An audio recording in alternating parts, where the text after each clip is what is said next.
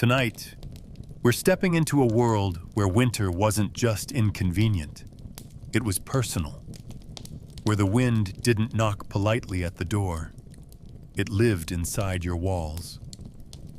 And where survival wasn't guaranteed, but earned, with soot, straw, and a little bit of stubbornness. We're not talking about castles, knights, or warm inns with flickering candles. We're talking mud huts, frozen toes, and the quiet kind of misery that makes you rethink every complaint you've ever had about your heating bill. So pull up a blanket, preferably one without fleas, and settle in. Because tonight, you'll learn exactly how medieval peasants faced the coldest nights, and why you probably wouldn't last until morning. You don't need a calendar to know it's winter. The walls tell you, not in words, of course, but in how they sigh, shift, and groan as the wind pushes through them like a bored spirit looking for mischief. You sit near one and feel the draft wrap around your ankles, sneak beneath your tunic, and climb your spine like a cold, wet hand. These aren't walls in the way modern minds imagine them. They're more like polite suggestions, a rough weave of sticks crisscrossed together, smeared with a mixture of mud, straw, and the ever-present ingredient no one brags about: animal dung. It's not there because anyone liked the smell. It's there because dung is sticky, cheap, and always available. The result is a kind of breathing skin for your home, one that inhales every icy gust and exhales it directly onto your face while you're trying to sleep. There's a spot near the back corner where the wind whistles a little louder. You know it well. You've stuffed it with moss, old rags, even your least favorite sock, the one with the hole in the heel and the questionable stain. But nothing stays for long. The wall always seems to reclaim the space like it's hungry. Every time it rains, the mud softens just enough for some of your handiwork to fall out. And suddenly, you're awake at midnight, being gently slapped by a breeze that smells like wet straw and goat. The sound isn't like modern wind either. It doesn't roar or howl. It creeps. A whispering hiss that snakes along the floor, finds your neck, and settles there with the confidence of a cat who knows you won't move it. Even the fire doesn't help. It flickers bravely in the hearth, but the heat never reaches far enough to battle the cold air coming in from every crack and seam. The walls don't keep the heat in. They hold it just long enough to let you hope. Then they let it slip away. Privacy? Not really. Security? Only if the wolves outside are polite enough to knock. You've patched, smeared, and reinforced the walls every year, usually right before the first frost hits. But nothing truly seals out the cold. The mud dries and crumbles. The straw gets tugged out by birds. And the dung, well, there's only so much it can do before it turns into dust. You'd rebuild, but everyone in the village is in the same boat. Or rather, the same drafty hut. No one has better materials. No one has more time. You all just live in these leaning, wheezing boxes and hope they'll make it through one more winter.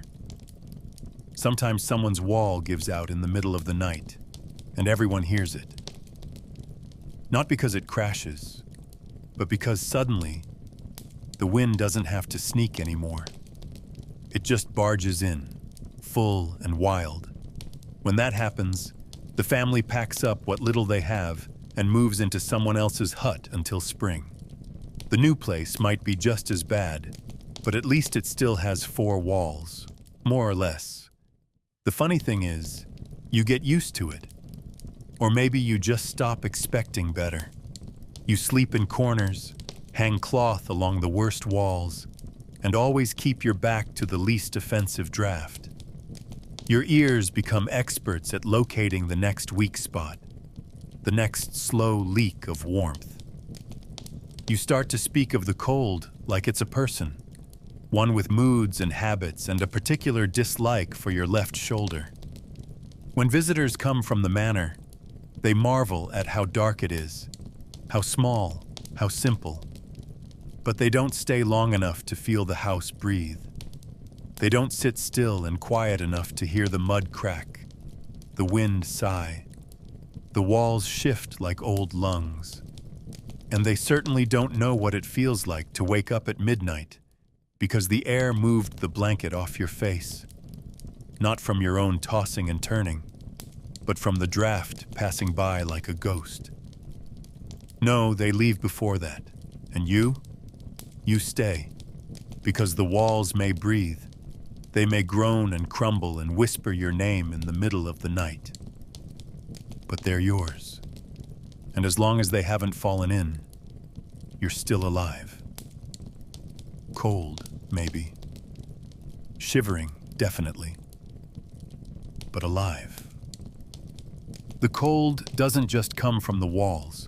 It comes from above and below, in a kind of miserable collaboration. You lie in bed, if a pile of straw can be called a bed, and you hear it. The slow drip of melting snow squeezing its way through the thatch. It starts as a soft plop, then another, then a faint splatter right onto your blanket. And not just any blanket, your only blanket. Thatched roofs sound romantic from a distance, like something you'd see painted onto a cheerful postcard. Up close, they're more like very determined sieves, bundles of straw and reeds tied tightly together, layered at an angle, all held in place by wishful thinking and whatever string you could scavenge. In the summer, they're full of bugs. In the winter, they're full of cracks. The snow settles on top like a soft pillow, but then it melts, seeps in, and drips, slowly, relentlessly. And if the weather's bad enough, the whole thing can sag inward. Sometimes it leaks, sometimes it collapses, sometimes it just groans ominously all night, as if it's considering which part of the family to bury first. You try to patch it, of course. Everyone does. You climb up there when the weather's still tolerable and shove more straw into the soft spots. You press bits of cloth or turf into holes where birds have been digging, or where mice have decided to build tiny, freezing nests. Some folks even try coating parts with mud to seal them better, a kind of thatch and splash method, but it rarely lasts. As soon as the freeze sets in, the mud cracks and the straw shifts, and then it starts all over again. When it rains, the entire house smells like wet straw and frustration. You get used to waking up damp, not soaked. That would be dramatic. Just enough moisture to chill the skin and make your clothes cling in all the wrong places. And then there are the creatures, mice, weasels, occasionally a bird. All of them treat your roof like a communal inn. You hear them scuttling up there at night, scratching and squeaking, as if planning their own secret feast. Once you even had a squirrel fall straight through onto the table, landed in the soup. No one had the heart to waste it. Below you, it isn't much better. The floor isn't really a floor. It's dirt, packed, stomped, frozen, and occasionally oozing. You walk across it in the morning and leave behind faint footprints in the frost. When it's dry, it's hard and brittle. When it's wet, it turns into a reluctant swamp. And the worst part? It stays wet. The water doesn't drain anywhere. It just pools, creeps, and clings to the edges of your straw bedding. You've laid down reeds, rushes, even planks of old wood to try and keep your feet dry. But nothing works forever. The damp finds a way. It always finds a way. In heavy winters, the moisture creeps upward, through the soles of your shoes, through the hay in your bed, into your clothes, and finally into your bones. It's not the kind of wetness you can dry off from. It settles inside you, like a quiet ache that hums with every movement. You stop asking yourself if something is wet. You just assume that it is, and hope it's not worse than yesterday. Every step is a gamble. You try to remember where the worst spots are, but they change. The floor shifts slightly as the frost loosens, and the earth beneath flexes like something alive. You step one way and find stability. You step another and sink half an inch into a freezing mud pocket that wasn't there the night before. You learn to walk carefully to avoid the soft sounds of squelch. And when you sit, you never sit directly on the floor.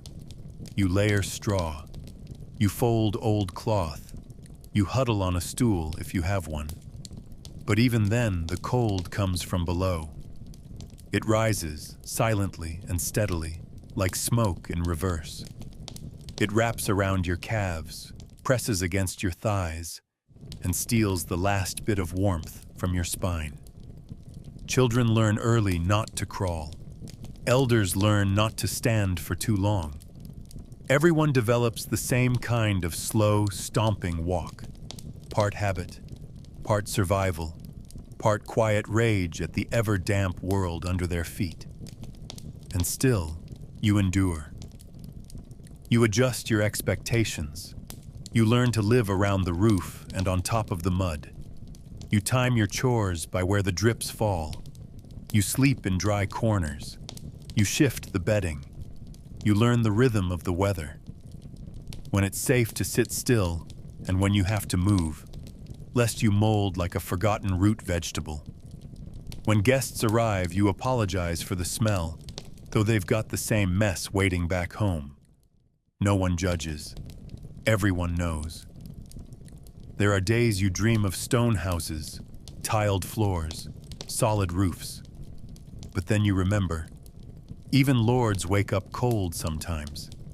Even stone can crack.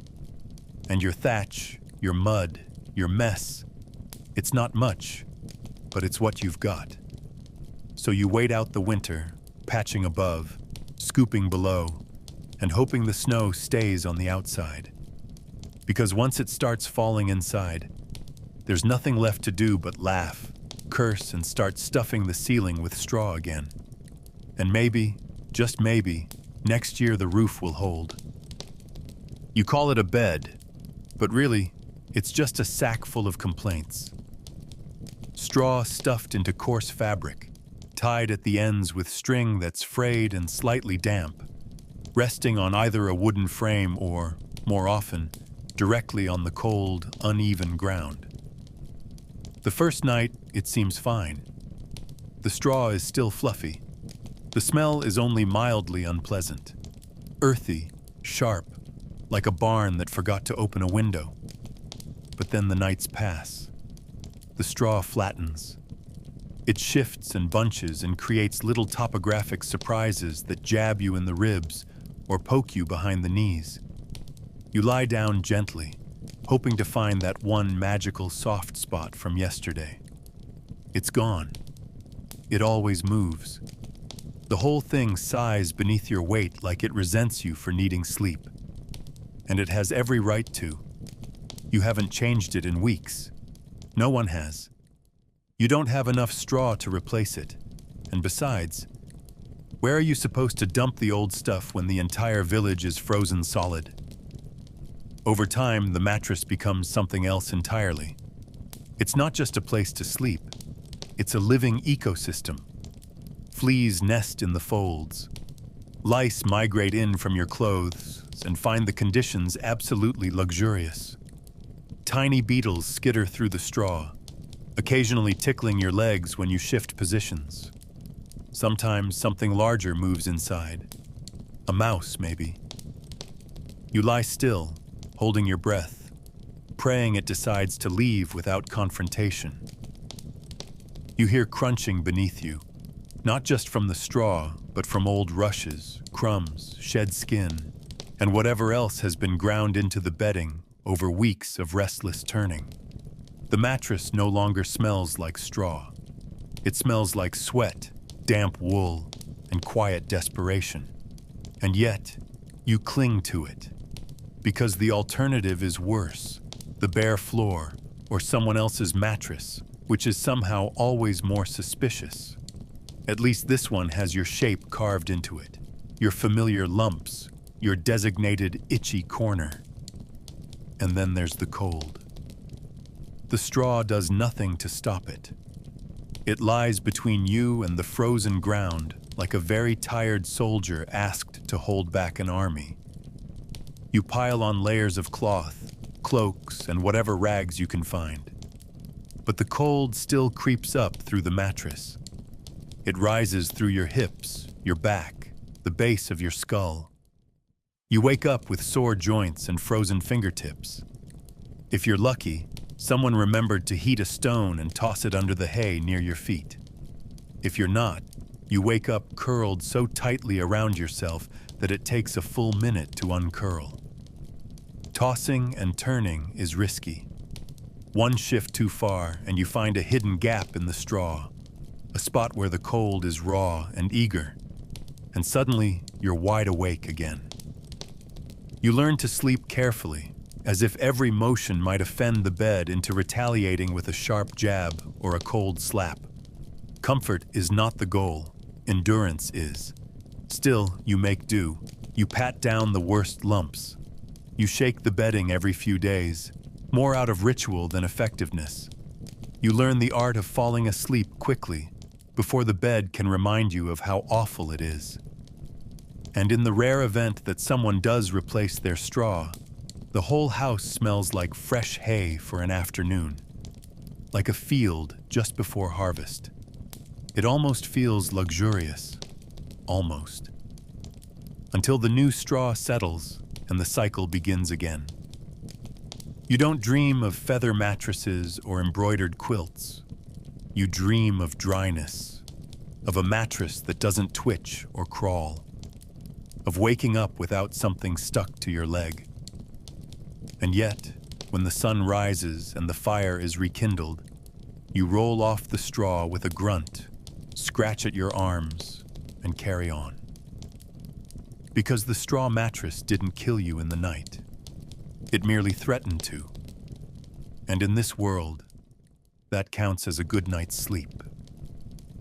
There is no such thing as a warm night, only less terrible ones. You go to bed fully dressed, not out of modesty or convenience, but because taking anything off would be suicidal. Every layer stays on: wool tunic, leggings, maybe an extra cloak if you're lucky or clever.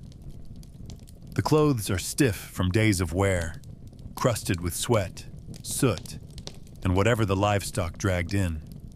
But they're the only barrier you've got. You wrap yourself in everything else within reach. A scratchy blanket, a piece of sackcloth, a tattered hood someone left behind 3 winters ago. None of it is soft. All of it is cold. You lie still at first, convincing yourself the chill will pass if you just don't move. But that's a lie. The cold doesn't pass. It waits. It presses itself against your skin and whispers reminders that this isn't your bed. It's a battlefield, and your opponent never sleeps. Eventually, you have to shift. A knee cramps. Your shoulder goes numb. The side you're lying on starts to sting, not from pressure but from cold sinking into the muscle. So you roll, slowly, carefully, like a thief trying not to trip an alarm. The cold notices anyway. It slips into the gap between layers, under your back, down the side of your neck.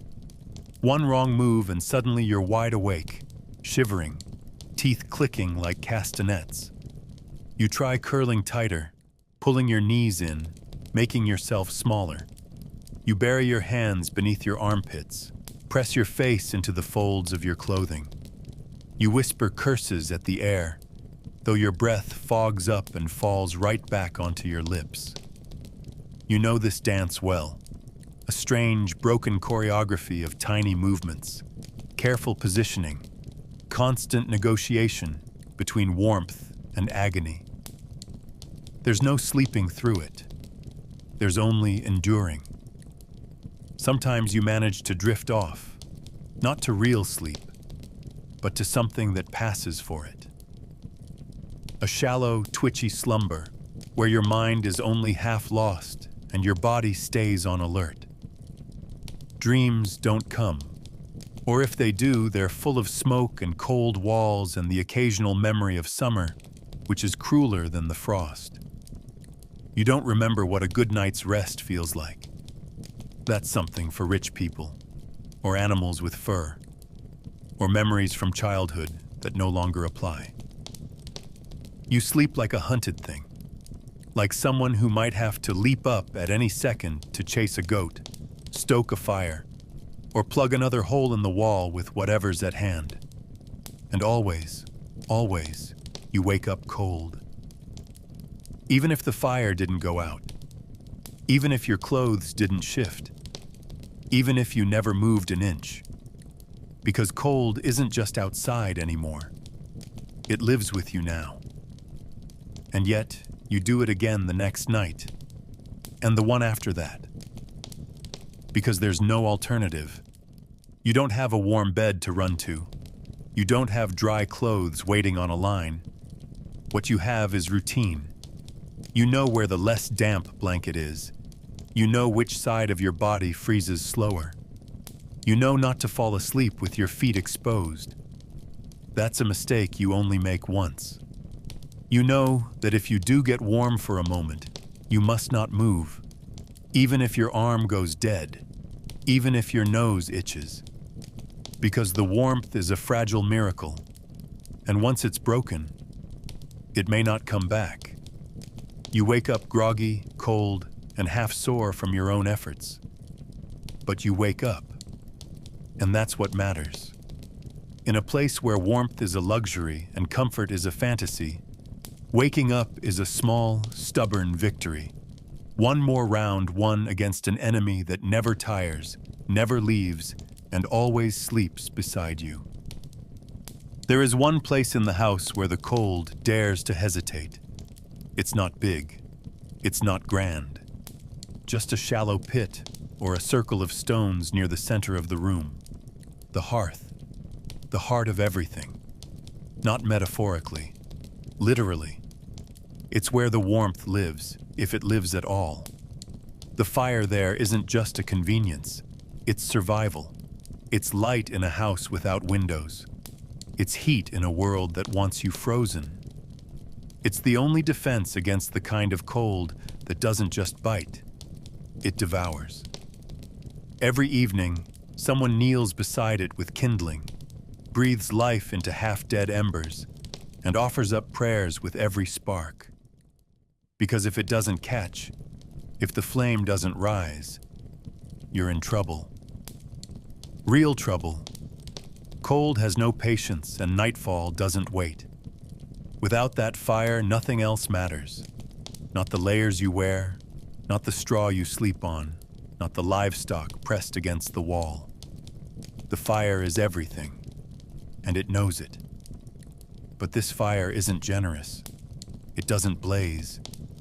It sputters. It complains. It sends out more smoke than heat. You crouch beside it with outstretched hands and feel a tiny whisper of warmth, like the fire is deciding whether or not you've earned it. The logs, if you have any, are damp. The peat smells like rot when it burns. Sometimes all you have is old twigs and animal dung, and those don't crackle so much as smolder. The smoke hangs in the air like a second ceiling. Your eyes sting. Your lungs ache. But you don't move away. You can't. Step too far and the warmth vanishes like it was never there. Step too close and you might catch a spark to the hem of your cloak. It's a delicate relationship. You, the fire, and the cold, pressing in from all sides. There's no room for mistakes. No room for drifting off. You poke the embers again, add a scrap of straw, whisper another half prayer, anything to keep the glow alive. At night, the fire becomes sacred, not in theory, in fact. You don't just keep it going, you protect it, you guard it. You treat it like a child that could die at any moment if you look away. You bank it, covering the glowing coals with ash in the hope they'll still be warm by dawn. Sometimes it works. Sometimes you wake to smoke and light. Other times, you're left with gray dust and a house that feels like a cave. Reigniting a fire in that frozen dark is its own kind of punishment. Flint and steel numb fingers, trembling breath. One spark. That's all you need. One spark and the patience of a saint. You'd trade your last dry crust for a sure flame. Everyone in the house has a job. Tending, feeding, watching. You rotate through shifts like soldiers on patrol. Not out of formality, but because if the fire dies, so might someone else. A child, a grandparent. You don't gamble with that. You sit beside the hearth and stare into the coals like they're the only thing that knows you're still here. And maybe they do.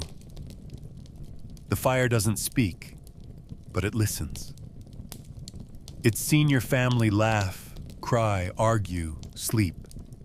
It's heard secrets, songs, and stories whispered in the hours before dawn.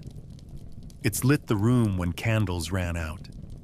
It's roasted roots, dried socks, warmed the bellies of the sick. It's driven out fleas, smoke-choked rats, and sometimes even despair. And though it never burns brightly enough, and though it always seems on the verge of collapsing into itself, you love it anyway. You forgive it, because without it, the house would be just another freezing tomb in a village full of them. So you feed it gently, breathe life into it. Sit close and let your bones thaw inch by inch. You thank it, quietly, without words, just a nod, just a stillness. And when it cracks, that soft, rare pop of heat finally catching, you close your eyes and let the sound remind you made it through another night. And the fire, despite everything, is still burning. The fire gives warmth, yes, but it also gives smoke. Thick, scratchy, hungry smoke that climbs the walls, paints the ceiling black, and coils into your throat like a living thing. You don't have a chimney. No one does. Maybe the Lord has one. Maybe the church, tall and proud and made of stone. But not you. Your house makes do with what it has. A hole in the roof, if you're lucky, a few cracks in the wall if you're not. The smoke finds its own way out, eventually. Sometimes it floats upward like a lazy ghost. Sometimes it just settles around your head and stays there, thickening the air until every breath feels like sucking on a wet log. You sit by the fire not because it's pleasant, but because it's necessary. Your eyes burn. Your nose runs. You cough more in winter than during any plague, but you sit there anyway, because 2 steps back is where the cold lives, and you know who's worse. In the daylight, you can see it. A soft haze clinging to the rafters, like the house is underwater. Everything you own smells like it. You do too. It's in your clothes, your hair, your teeth. You don't even notice the taste anymore. Not really. Only visitors complain, and then only once. You laugh at their discomfort while blinking through your own watering eyes. You learn to live with it, to time your breathing, to take shallow sips of air through your nose like it's some kind of survival ritual. And it is. Too deep a breath, and your lungs seize. Too long in the smoke and your head swims. You've seen people collapse. Not from fever, not from age, but from standing too close to the fire for too long with nowhere for the air to go. And yet, no one suggests building a chimney. You couldn't afford one even if you had the tools. Instead, you accept the trade. A warm chest that rattles. A glowing fire that steals years off your life. Children cough constantly.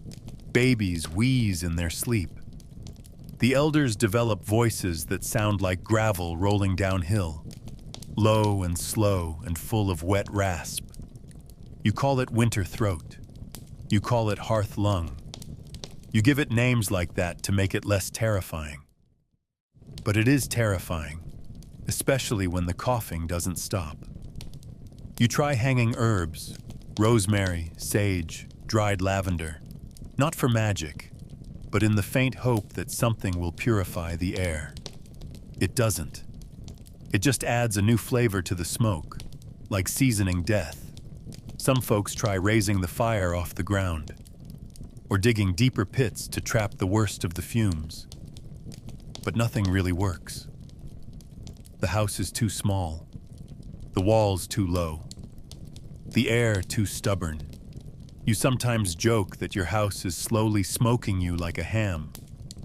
But there's nothing funny about the way your breath shortens by February, or the way your chest burns even when you're not sick, or the way your neighbor's boy didn't wake up one morning after coughing all night beside a smoldering fire. And yet, what choice do you have? The smoke may sting, but the cold can kill. You balance one poison against another, day after day, year after year. When spring finally arrives and the air becomes clearer, you still find yourself coughing out little bits of soot, like reminders of every hour spent huddled in that dark, choking warmth. But at least you made it. The fire didn't go out. The walls didn't cave in. The smoke didn't win, not completely. And in a world where survival depends on compromise, on endurance, on choosing the lesser evil again and again, that counts for something.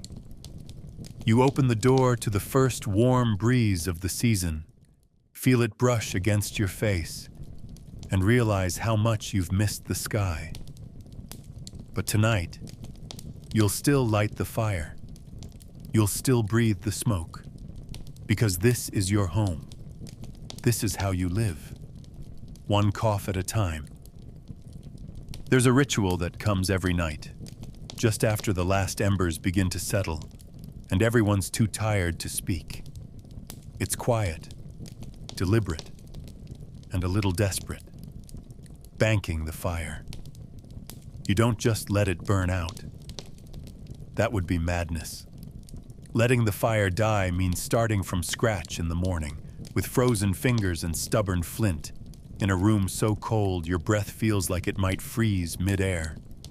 So instead, you kneel beside the hearth and cover the glowing coals with ash, layer by layer, soft and careful, like tucking a baby into bed. Not too tight. The fire still needs to breathe. Not too loose, or it'll burn out before dawn. You don't speak while you do it. There's a kind of reverence to the act. It feels old. Older than you. Older than anyone in the house. Passed down like a prayer. If you get it right, the embers will survive until morning, glowing faintly beneath their blanket of ash, waiting to be stirred back into flame. But getting it right isn't guaranteed. There are a dozen little things that can go wrong. The ash might be too thin, the coals too small, the wind too cruel. Sometimes it's your fault. You were too tired, too clumsy, too rushed. Sometimes it's no one's fault at all. You wake up, stumble to the hearth, and poke through the gray with a stick. Heart sinking as you find nothing but cold dust. No glow, no warmth, just silence. In that moment, you realize the fire was the only thing standing between you and the real winter, and now it's gone. Panic rises. Not loud or dramatic, but tight and quiet, settling behind your ribs. You can try to relight it, but everything is frozen. The kindling is damp. The steel slips in your hands. Your breath fogs the flint as you try to coax life out of stone and friction. Sometimes you get lucky. Sometimes you don't. And when you don't, the cold doesn't wait politely. It walks in like it owns the place. There are tricks, of course. Everyone has their version of how to bank a fire properly. Use only dry ash, some say. Others swear by a pinch of dampness to trap the heat. Some pack the coals tightly. Others leave them loose and breathing. You learn from your parents, who learned from theirs, who learned from desperate winters and near misses and nights spent huddled in freezing dark, praying for the sun. It's not just survival, it's pride. There's shame in waking up to a dead fire, even if no one says it out loud. You carry it all day, like a failure stitched into your clothes. And there's joy, real joy, in uncovering a tiny red ember at dawn, feeding it straw, watching it catch and bloom back into life. That single glow feels like a miracle, like something holy. You don't smile often in winter, but that moment, that's worth a smile, maybe even two. So every night, you bank the fire.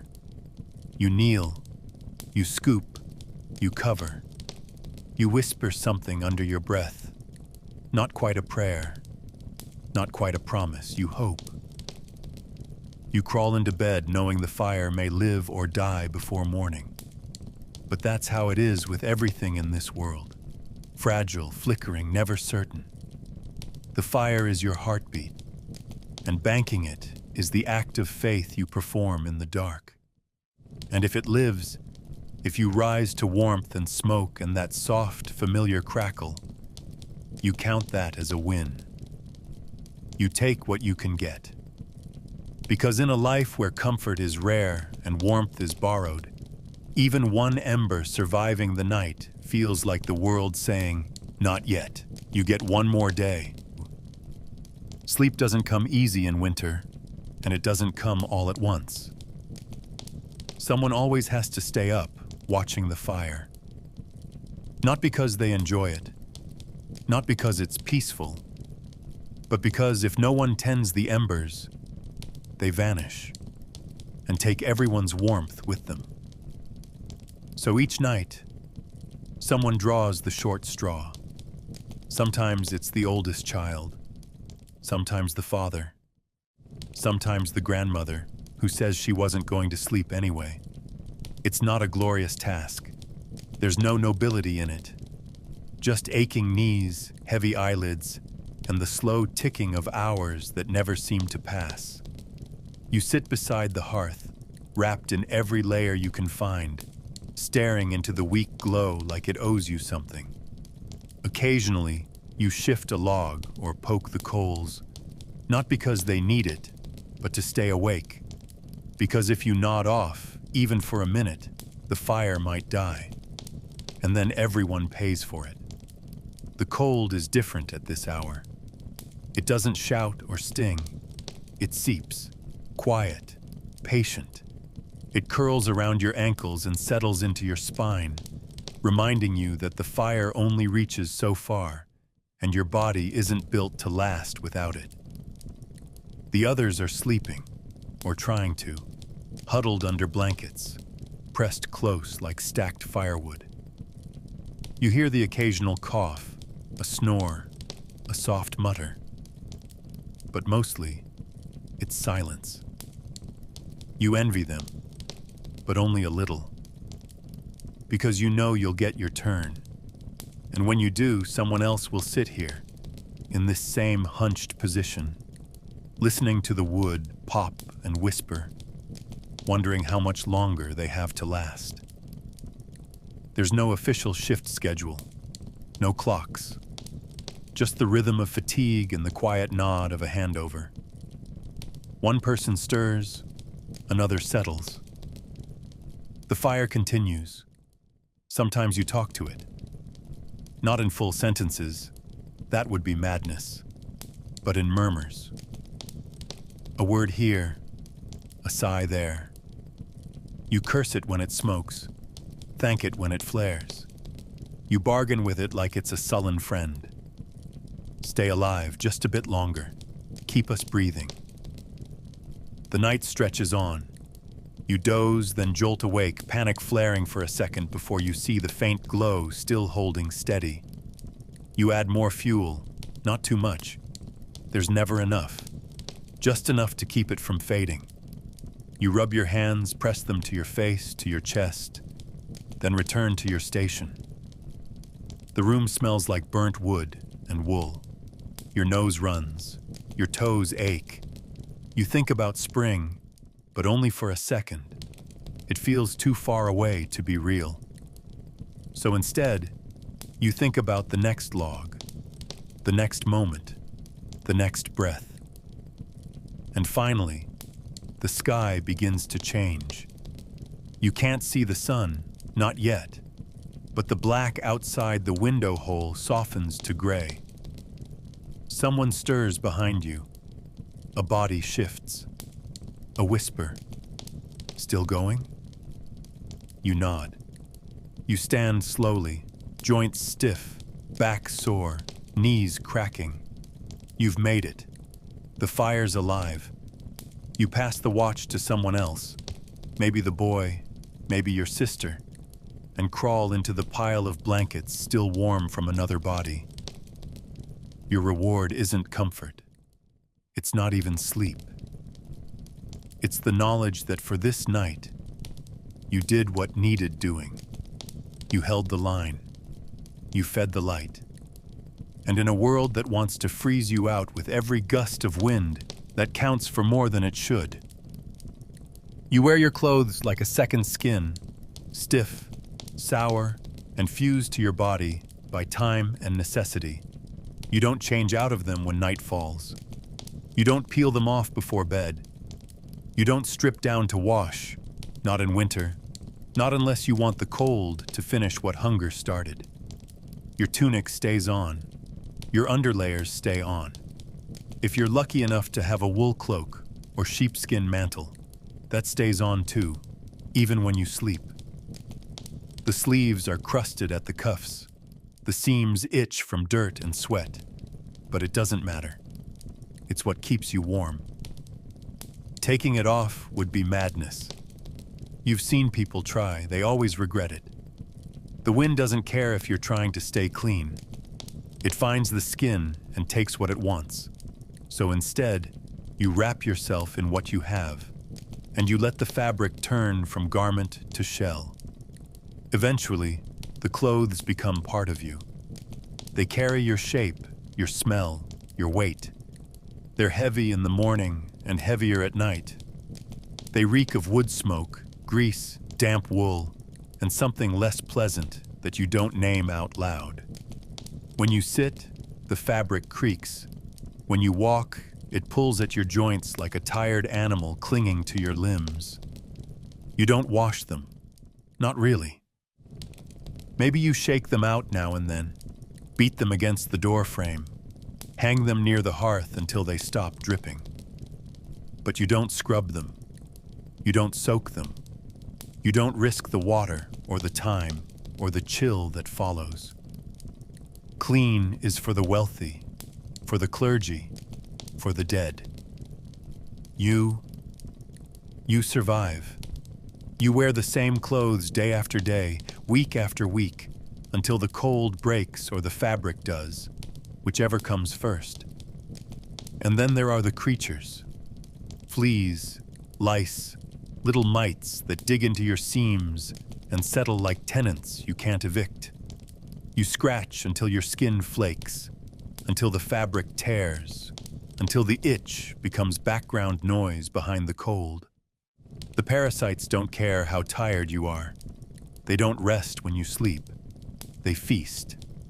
And still, you don't take the clothes off. You tell yourself they're insulation, that the dirt helps trap warmth, that your sweat and skin and filth create a kind of seal. And maybe they do. Maybe it's true. Maybe the grime is what keeps the cold from seeping all the way in. Or maybe you've just grown used to the feeling of fabric sticking to raw skin, to the slow rot of unwashed wool against your thighs, to the weight of survival hanging from your shoulders in the shape of a tunic. So you pull your cloak tighter. You press your hands into your armpits. You tuck your feet beneath your legs, wrapping yourself in layers of your own making. And when someone asks how long it's been since you last changed, you shrug. Because time doesn't move the same in winter. Days blur, weeks vanish. You stop counting. You stop caring. What matters is that you're still warm enough to feel your fingers, still wrapped in something thick enough to keep the worst of the wind out. The clothes stink. They crawl. They scratch. But they work. And in this world, that's enough. You'll take the fleas, the sweat, the weight. You'll wear them like armor. Because in the end, it's not about comfort. It's about staying alive. You don't own boots. Not real ones. Not the thick leather kind with laces and soles and proper stitching. Those are for knights, merchants. Maybe the miller's wife if her husband's been lucky with grain. You wrap your feet. In rags, in scraps, in whatever cloth hasn't already been claimed by the fire or turned into bandages. Some people stuff straw between the layers, hoping it'll act like padding. Others wear wooden soles, not shoes, just slabs of wood tied to their feet with string or leather straps, clacking awkwardly against frozen earth. In the mud, they sink. In the snow, they slip. And on hard ground, they blister. But it's something, more than nothing. And nothing is what most people have. Just bare toes bound in linen, stumbling through slush and ice and dung like it's normal. Because it is normal. In winter, the difference between surviving and not can be a single layer of filthy fabric around your ankle. You learn tricks. Walk fast to stay warm. Step on your own footprints. Avoid puddles that shine too much. They're deeper than they look. Tuck your feet into someone else's discarded wool at night. Sit close to the fire, but not too close, or the cloth will smoke. You ignore the wet feeling that creeps between your toes by mid-morning. You ignore the numbness that sets in by noon. By night, the cloth is soaked, heavy and stiff. You try to dry it near the hearth, but that just makes the barn smell stronger. A mix of wet straw, sweat, and mold. Still, you do it. Every night, you wring out the rags, wince as they peel away from your skin, and wrap them back on because there's nothing else. And you pray, not for boots, but for enough blood to reach your toes by dawn. Because you've seen what happens when it doesn't. The toes go first. They turn gray, then black. At first you don't feel it. That's the worst part. There's no pain, just a kind of forgetting. Like the foot isn't part of you anymore. You stomp harder to bring life back. You slap the soles. You rub the skin raw, trying to feel something. But when the color's gone, there's no bringing it back.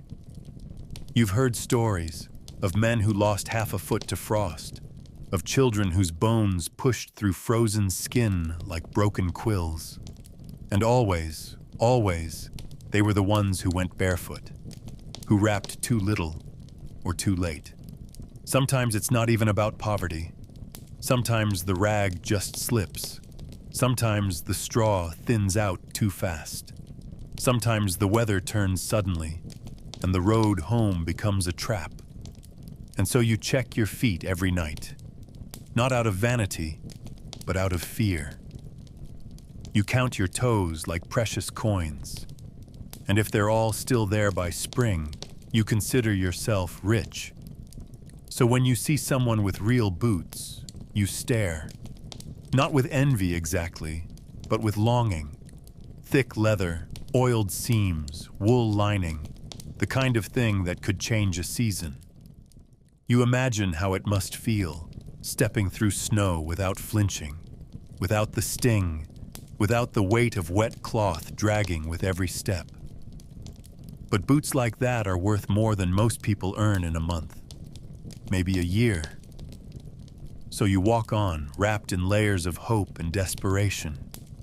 Your footsteps are silent in the frost, but every one of them hurts, and still you walk. Because you have to. Because there's wood to fetch, animals to tend, water to haul. Because nobody waits for your feet to feel better. And when someone asks if you're cold, you just laugh. Of course you are. But your toes are still attached. And that, in this place, is what counts as a good day. At night, the house becomes a pile of bodies. There's no room for privacy. No room for modesty. Just a cold floor, a dying fire, and the need to survive. So you sleep together. Not side by side, but stacked, layered, arranged like a living casserole. In the middle, the children go first. They're small, soft, and lose heat faster than anyone else. You wrap them tight and pack them in. Beside them, the elderly.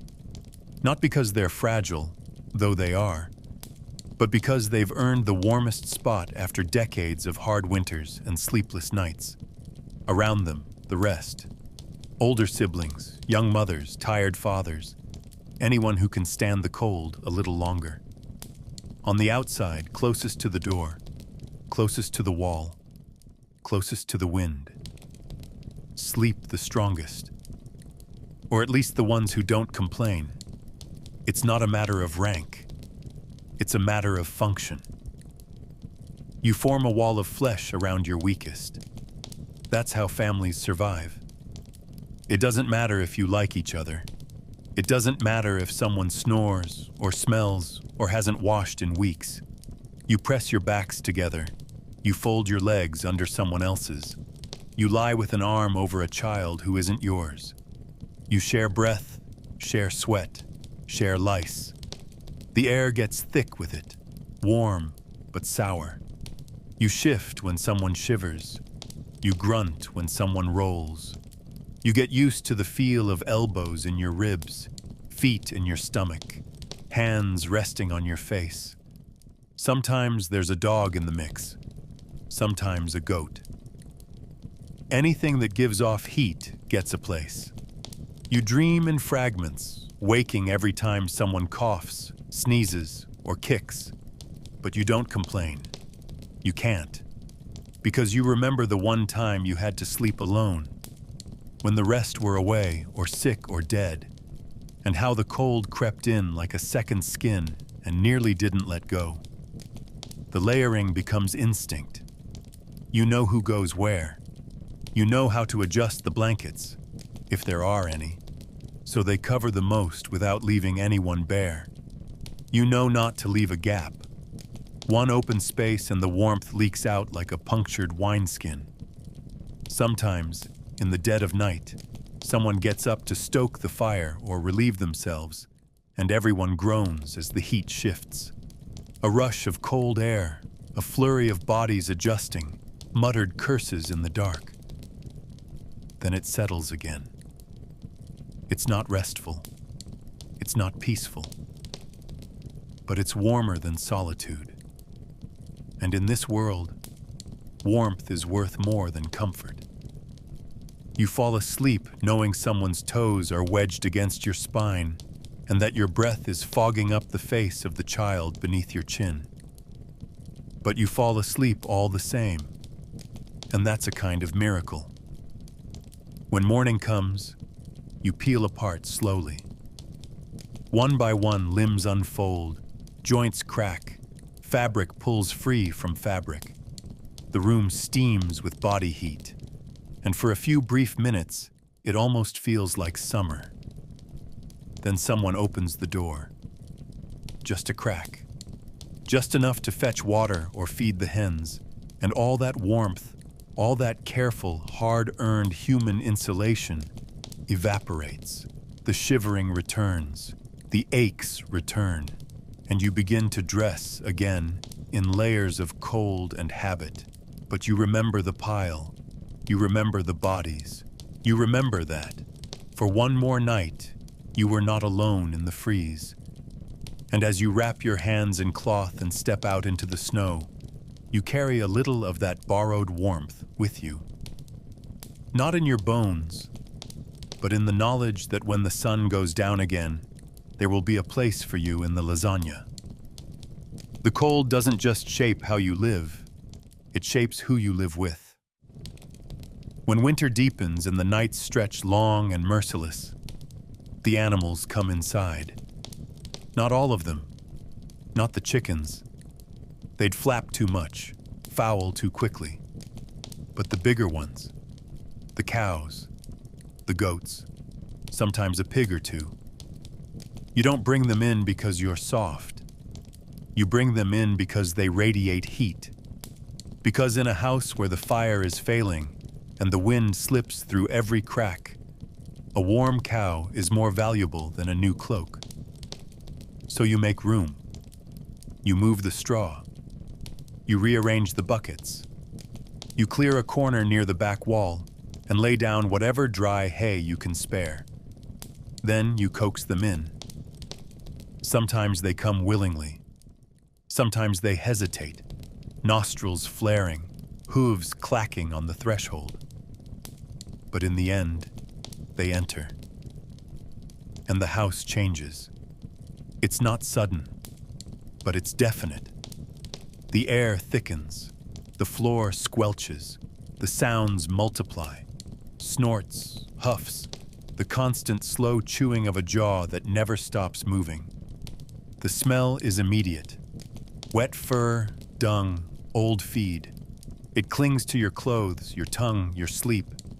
And yet, beneath the reek, there's warmth. A real, living warmth that you can feel in your knees when you sit near the wall. The animals don't replace the hearth. They're not that generous. But they hold off the deep freeze. They share the same breath you do, and their bodies throw off just enough heat to matter.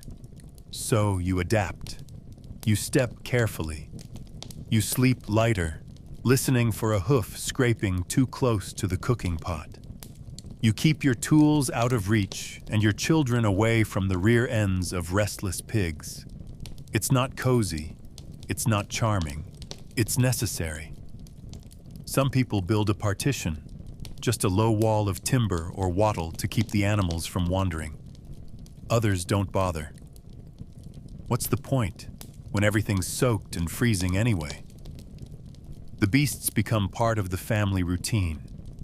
You feed them before dawn, muck their corners after dinner, whisper curses when they shift, and knock over the water bucket for the third time in one night. And still, you keep letting them in.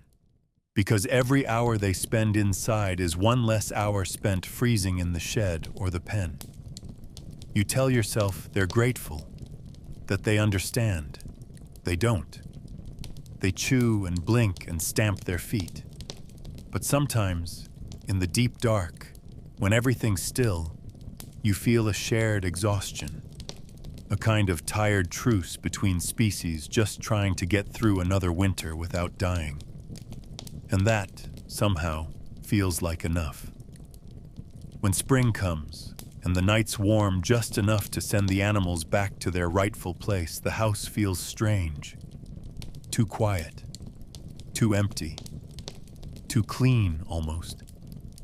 You scrub the floors, open the windows, let the wind carry out what's left of the stink.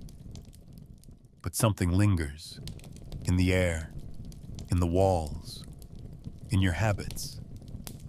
You still flinch at phantom hooves. You still step wide around corners. And when you lie down at night, there's a strange hollowness to the silence. You don't miss the mess or the smell, but you remember the warmth. You remember what it meant to share your shelter with something just as cold, just as tired, just as stubbornly alive as you. And you know when winter returns, and it always does, the barn doors will swing open again, and the house will fill once more with breath and steam and the dull, low hum of survival. You learn early that breathing is not something to take for granted. In winter, even the simple act of drawing air becomes a risk. The first rule is never breathe through your mouth. That's how the cold gets in. Fast, sharp, unforgiving. One deep mouthful of icy air and your throat burns for hours. Your chest tightens like it's shrinking from the inside. That kind of breath can plant something in you. A cough that doesn't leave. A sickness that crawls into your lungs and settles there like mold on wet bread. So you breathe through your nose. Always.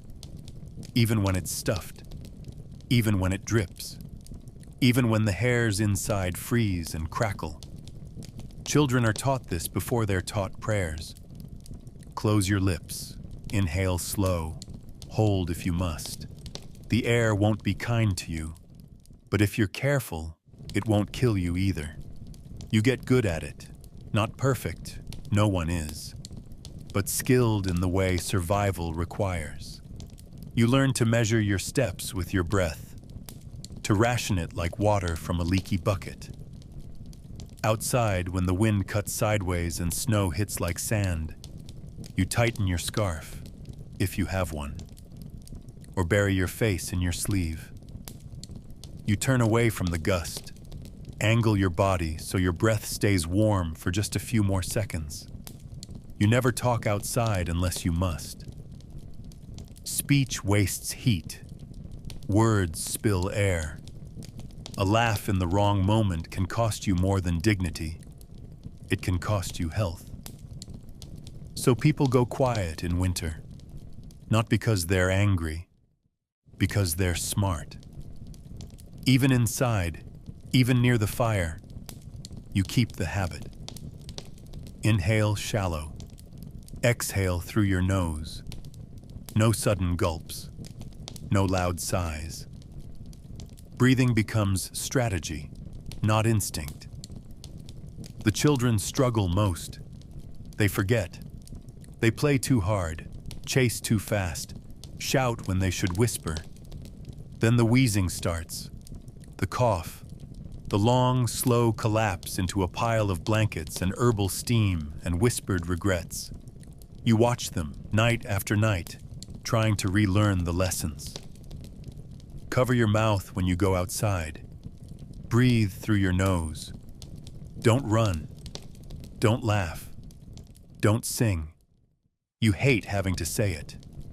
You hate hearing yourself sound like your parents. But you know what happens if they don't listen. You've seen too many little ones vanish into fever and phlegm before spring ever got close.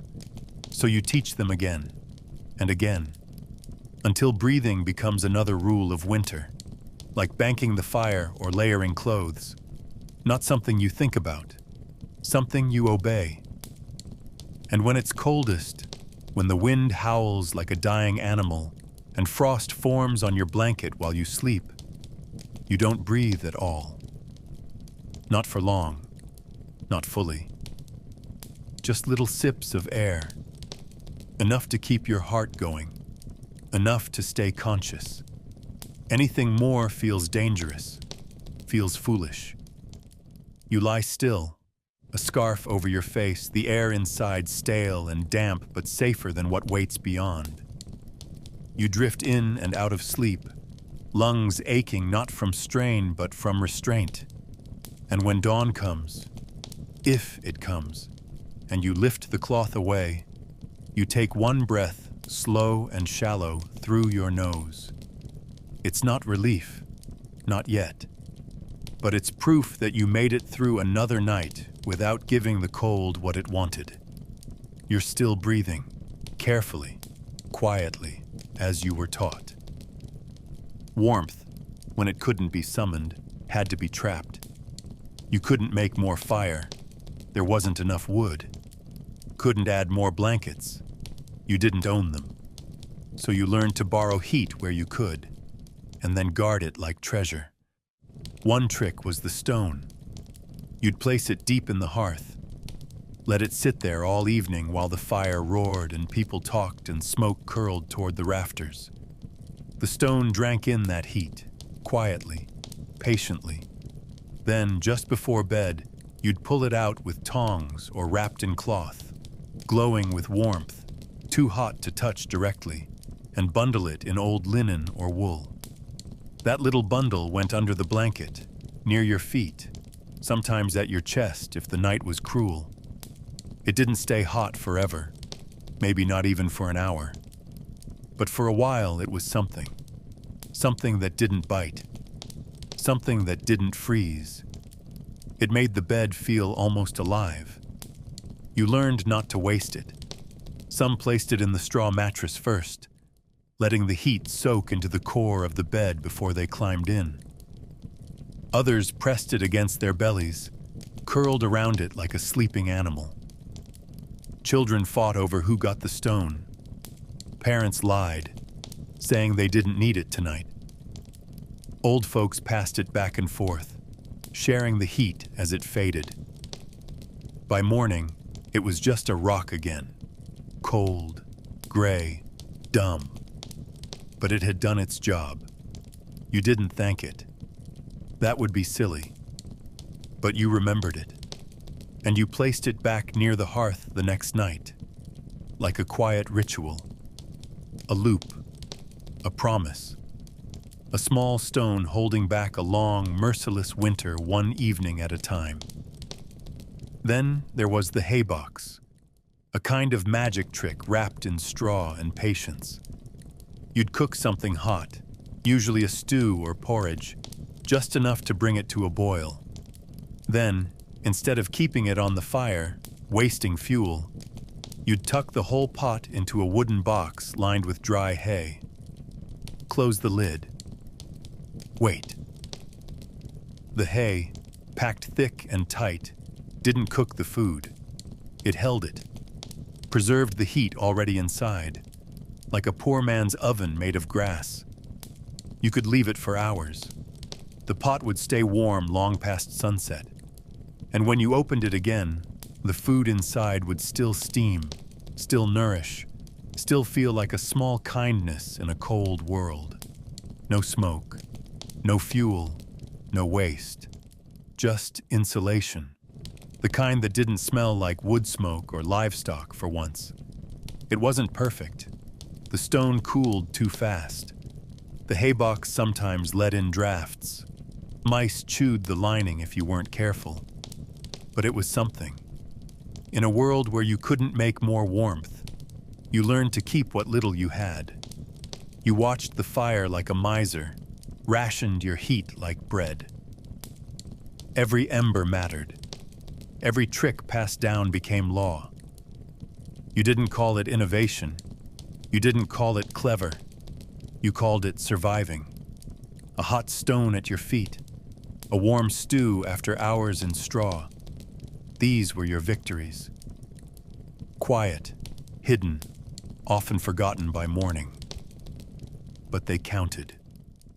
And in the deepest weeks of winter, they were the only things that did.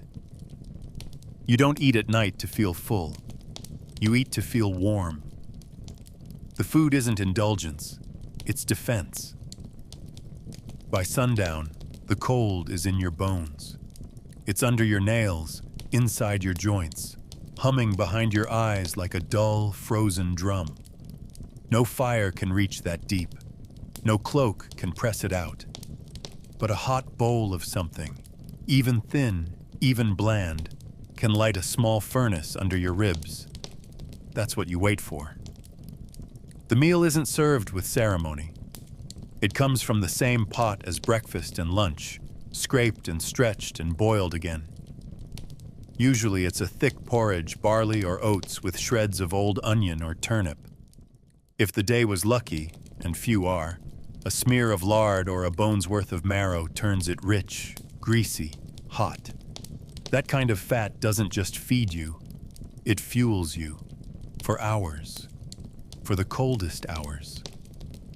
You eat close to the fire, if there's room. If not, you wrap yourself in cloth and hunch over the bowl like it's sacred. You take slow bites, not because of manners, but because you don't want it to end. The warmth spreads from your mouth to your chest, from your stomach to your fingertips. It's not enough to banish the cold. Nothing ever is. But it softens it, blunts its edge. It gives you a little weight in your belly, a little glow behind your breath. You've tried sleeping without supper before. It doesn't go well. The body shivers more. The dreams come sharp and dark. Hunger opens the door for the cold, invites it into your gut. But a good supper, even a meager one, helps hold the line. Helps you lie down with something solid inside. Something warm. Something earned. The children don't understand why it matters so much. They think food is just food. They think you're just feeding them, but you're not. You're arming them. You're stoking their tiny fires before the long night begins. You make them finish every spoonful, even when they complain. Especially when they complain. You know what happens if they don't. You've seen the thin ones cough all winter. You've watched the weakest ones fail to wake in spring. So you stir in extra fat when you can. Crush in a clove of garlic if there's one left. Not because it tastes better, no one cares about taste, but because you're building armor. One warm mouthful at a time, against the dark, against the frost, against whatever comes in the night. When the bowl is empty, the warmth begins to fade.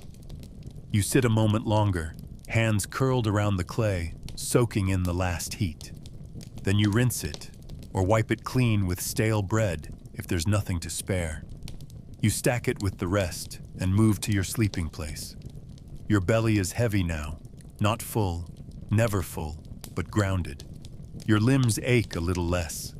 Your breath comes easier, and when you close your eyes, you don't feel the cold creeping in quite so fast.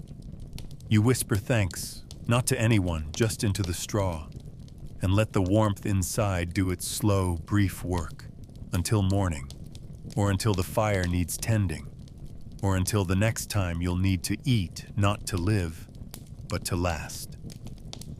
You don't walk on floorboards. You walk on rushes, or what's left of them.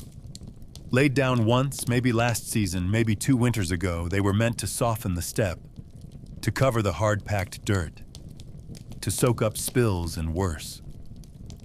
In the beginning, they did their job. Dry, clean, almost fragrant if you closed your eyes and ignored the rest. But that was long ago. Now they're wet. Always wet.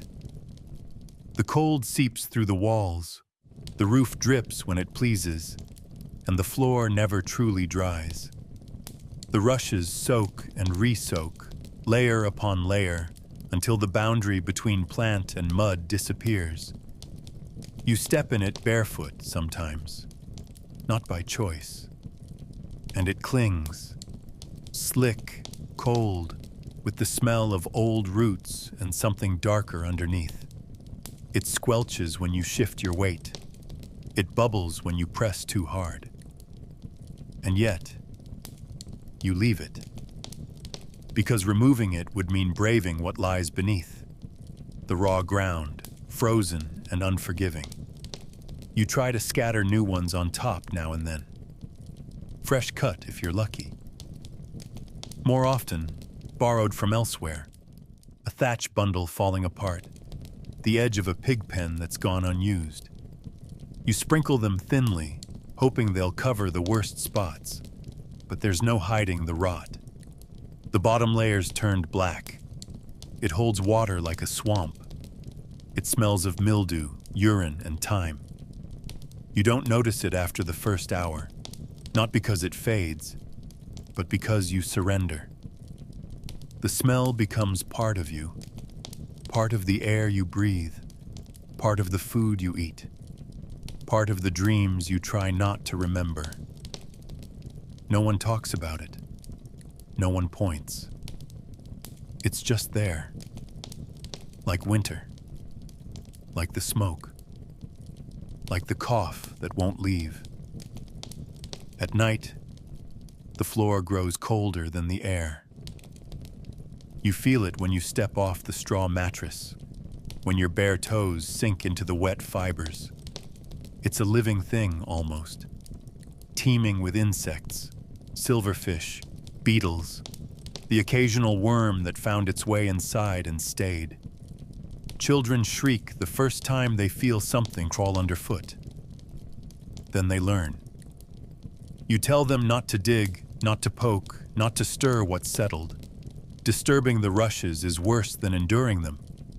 What's buried in that mat? Spoiled broth, ash, blood, worse, has a way of resurfacing when it's agitated. So you let it be. You walk carefully. You sweep with your feet.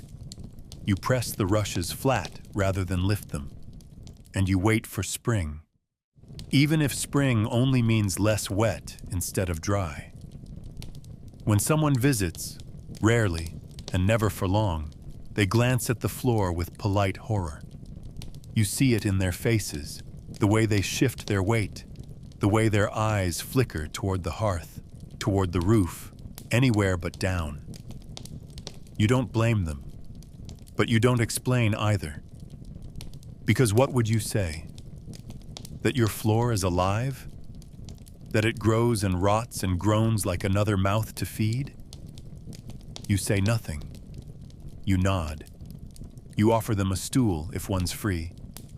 And when they leave, you don't sweep. There's no point. You just press the rushes back into place and hope they hold until morning.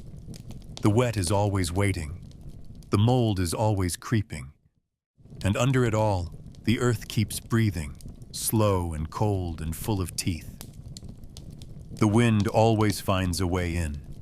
It doesn't matter how many winters you've seen, how many gaps you've stuffed, how many promises you've muttered to the walls. By the first true frost, the cold is already inside. So you begin again. The ritual of patching. The battle of filling every crack, every split between the beams, every loosened seam between mud and timber. You do it with what you have. Cloth, if there's any to spare. Straw, moss, leaves, sometimes even shredded bark. But more often, it's dung, mixed with mud, packed into gaps with bare fingers or a stick. You pretend it doesn't smell, or you stop pretending. You tell yourself it's dry, that the smell will pass, that the warmth is worth the filth. And it is. The room still breathes cold through the cracks, but at least now it wheezes instead of howls. It's not a victory, but it's not surrender either. The house itself is always shifting. Wood shrinks, mud crumbles, rats chew through whatever's soft enough. One week, a wall feels solid. The next, your blanket flutters from an invisible draft. You light a candle and trace the flame along the beams, watching it flicker where the air slips in. Then you climb onto stools, press your weight against the leaks, and begin plugging again. Children learn the trade early. Hold this, smear that. Don't breathe too deep. Some of them even treat it like a game, until they get a hand too cold, or step in something they wish they hadn't. No one escapes it. Patchwork is survival. Every winter eats away at the house like a slow, hungry animal. And every year, you feed it scraps of fabric, clumps of manure, and silent prayers. You know it won't last. None of it ever does. By the next storm, something you patched will come undone. A rag will fall. The moss will rot. The mud will dry and crack. You'll wake to a whisper of wind on your cheek, even though you sleep far from the wall. And you'll start again. Not because you expect it to hold, but because doing nothing is worse. Doing nothing is what lets the cold in with both hands. Doing nothing is what steals sleep, what brings coughs, what makes children cry through the night while you curse the shape of your own walls. So you do something. You patch, you smear, you plug. It's not craft. It's not carpentry. It's desperation made tangible. Hope mashed into mud. Sometimes, when you're done for the night and the light's gone low, you look around and see your work for what it really is. Not a home. A husk. A stitched-together shell held upright by habit and necessity. The walls sag. The floor is wet. The roof groans. But for now, it stands. For now, the wind is outside, clawing at the seams. For now, the air in your lungs is still warmer than the air beyond the door. You know you'll lose the fight eventually. Everyone does. The cold always wins in the end. But tonight, with dung on your hands and smoke in your eyes, you feel a strange kind of pride.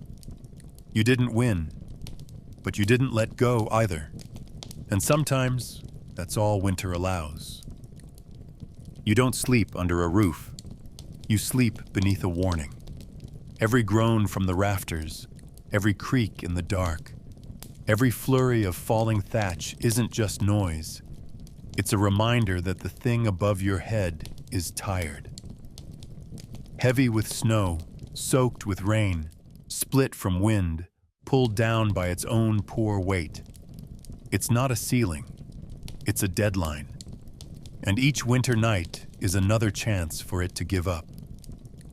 The worst part? You've seen it happen. Not in stories, not in dreams, in real time. A neighbor's roof caving in before dawn. A child buried under rotting beams and wet straw. The sickening silence that follows the crash. You don't forget that sound. You don't forget how fast a home turns into a trap. The roof isn't built to last. Nothing here is. Thatch and branch, tied with fraying rope, pinned with old nails if you're lucky. Every year you patch it, press new reeds into the old skeleton, pray that gravity stays kind for just one more season. But snow doesn't care about your work. It piles up, quiet and soft and murderous. Inch by inch, it turns your roof from shelter into threat. Sometimes you hear it shift, a low rumble as it settles. Other times, nothing.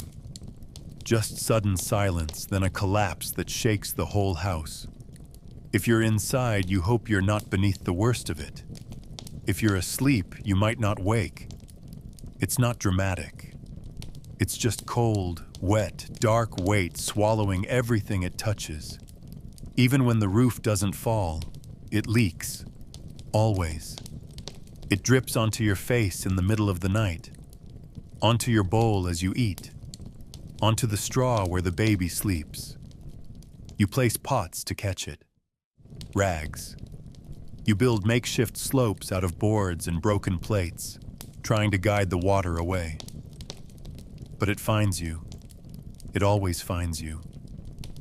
A new hole every week. A new trickle down the back wall. You can hear it even when it's not there. The phantom drip echoing in your head like a bad memory. And sometimes, when the snow melts faster than it should, it doesn't trickle. It pours. And the house feels less like a shelter and more like a sinking boat. So you sleep lightly. You learn to read the ceiling, where the dark patches grow, where the beams sag. You keep one eye open, one arm ready to shove a child aside, one breath held for luck. You can't fix it. Not in the middle of winter. There's no dry straw left, no rope that hasn't snapped. You just hope it holds. You tell yourself it's fine, that it's strong enough, that you patched it last month, that if it falls, it'll fall somewhere else, but deep down you know better. Roofs fall. That's what they do eventually. And when they do, it's not loud. It's final. A cold end under a cold sky. And until then, you keep sleeping, carefully, with snow above your head and silence as your warning. You don't watch your neighbors to judge them. You watch them to make sure they're alive. In winter, the signs are subtle. A wisp of smoke from the chimney, a door cracked open by habit, a goat's bleat, a baby's cough, a rustle of movement behind frost-covered glass. These are the things you look for, not because you're nosy, because the absence of them means something's wrong.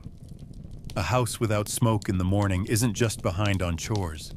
It might be quiet because the fire went out, because the people inside were too cold, too sick, too weak to relight it. And in this season, that's all it takes. One bad night, one missed ember, and you freeze before the rooster crows. So you watch, casually, carefully, like your own life depends on it. Because it does. It's not charity, it's survival. You check the old man's cottage because he checked yours last year when you were coughing blood. You nudge the widow's door with your boot, not to intrude, but to listen for any sign of movement. When there's none, you go in. You don't ask. You carry kindling. You check the hearth. If the coals are cold, you light them. If the air inside is stiff and silent, you wake whoever still breathes and sit with them until warmth returns. No one keeps track. There are no tallies, no debts, just memory, just understanding. In a world where winter kills slowly and quietly, the only thing between you and the grave might be a neighbor with sharp eyes and half a log to spare. Sometimes the watch happens in silence, just a glance from the path, just the sight of steam on the window. Other times, it's deliberate. A group of boys sent out in the early dark to walk the village perimeter, stomping through snow, knocking on shutters, not looking for thieves, looking for cold, listening for houses too quiet, sniffing for smoke that isn't there. They don't carry weapons. They carry shovels, firewood, dried moss in pouches tied to their belts. They know where the weak live, where the sick lie, where the walls lean too far and the roof dips under too much weight. It's not glory. It's not duty. It's the closest thing the village has to a heartbeat in the deadest part of the year. And when spring comes, if it comes, no one talks much about the ones who didn't make it. You patch their roofs. You take in their goats. You burn what can't be saved and divide what little is left. You don't speak their names loudly, but you remember. You remember the day the smoke stopped, the time you knocked and no one answered, the way the door felt too heavy when you opened it. You remember what it means to watch and to be watched. And next winter, you'll do it again. You'll glance at chimneys. You'll knock on doors. You'll step inside without waiting for a greeting, because you know better now. You always did. Survival isn't about strength. It's about noticing, about caring, about looking long enough to see the absence, and doing something before it's too late. There comes a point where there's nothing left to burn. No wood, no straw, not even dung. The fire dies, and you don't try to relight it. Not because you've given up, because there's nothing left to feed it. The coals go dark, and the shadows grow long, and you sit with your knees to your chest, wrapped in the last piece of cloth that hasn't frozen stiff. Your stomach is hollow, not hungry, empty. The kind of emptiness that feels clean, like the body has stopped asking. You lie down not because you're tired, but because you've run out of things to do. There is no food to prepare, no work that matters in the dark, no conversation left in your throat. Just silence, just cold. Just the thinnest hope that morning will come before your breath stops making clouds in the air. So you pray, not loudly, not like the churchman. You don't kneel, you don't cross yourself. You just speak, half whispers into the dark, into the blanket, into the hard, packed earth beneath you. To God, or a saint, or whatever spirit might still be listening. You ask not for riches, not for warmth. You ask to wake. That's it. Just to open your eyes one more time. To feel the sting of cold in your lungs. To hear the distant rooster. To see the pale blue crack of dawn against the thatch. It's not faith in the grand sense. It's not holy. It's instinct. When your body has nothing left, the soul begins to murmur. And in that murmur is the last ember of resistance. Not against death, against silence, against not being. Some nights, it's easier to believe. The stars are sharp. The wind is still. You can almost feel something watching, something hovering just outside your reach. You wrap your hands around your own chest and whisper names of children, of saints, of animals you once loved. You remember the stories of miracles, of warmth returning to the dead, of those who saw angels in their dreams and woke to spring. You don't expect them, but you let yourself imagine. And in that imagining, there is warmth, not in your toes, not in your fingers, but somewhere deeper, under the ribs. A flicker, a memory of heat. You hold on to it like a coal buried in ash. Quiet, hidden, but alive. And when your eyes finally close, it's not surrender. It's not peace. It's just the end of waiting. You don't know if you'll wake. No one does. But you've done all you can. Patched the walls, shared the stew, banked the fire, checked the neighbors, whispered to the dark. And now there's nothing left but stillness. The frost gathers on the beams. The wind prowls around the house, testing every crack. But you are quiet. And if the morning comes, you'll rise and begin again. And if it doesn't, someone else will find you. They'll light a new fire. Say your name. Whisper a prayer of their own. And in that, you'll remain. A breath in the cold. A hope that never quite froze.